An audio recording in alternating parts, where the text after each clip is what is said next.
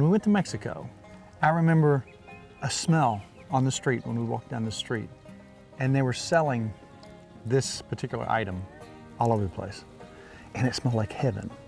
You know what they call it? What did they call it? Elote. Elote. Mexican street corn. Okay. Now you remember that? Yeah, I do remember it was that. like something you would get at the fair, except different. Yeah. We're gonna do that today. And we're gonna start that as an appetizer. All right, so what I'm gonna do is I'm gonna get started over here, and I'm gonna take 4 pieces of corn on the cob, and I'm gonna lay those directly over the fire. And I'm gonna kinda char that. Not to the point that it's completely black, but I'm gonna get a light char on it. So we move the corn up just a little bit, because that fire is hot. We're gonna let it get warm up there and start moving it down until we get it where we want it. So Mexican street corn. Okay.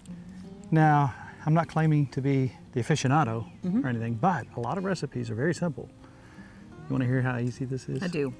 Mayonnaise. Love mayonnaise. I love mayonnaise. All right. A little bit of mayonnaise. You know, and I thought it was butter, but I couldn't place it. I couldn't place.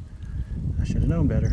You know, mayonnaise is great yeah. replacement for butter. It is. It's nice and creamy. In the special way that this tastes when you put chili powder on it. It's unbelievable. Now Really? you could spice this up.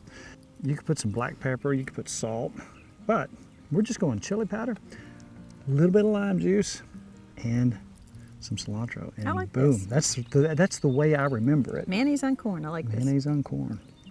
So if you're got a bonfire going, you got some friends coming over, you got some corn on the cob, Great idea. and you want to impress somebody with something that tastes absolutely wonderful, and to me, it just has that full flavor of that Mexican vacation. That's what the greatest thing about vacations.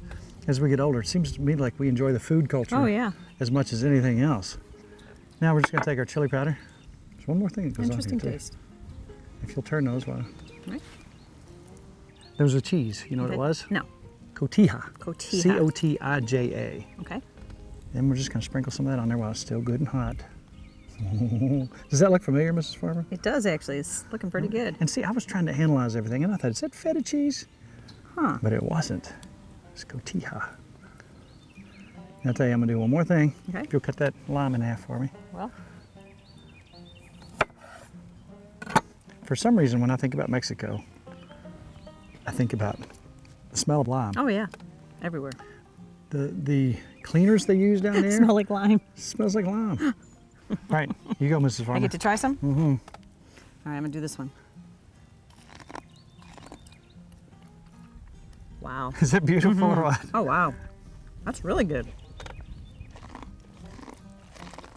That's delicious. Are you serious? That's really good. I could eat 26 of these. That's really good.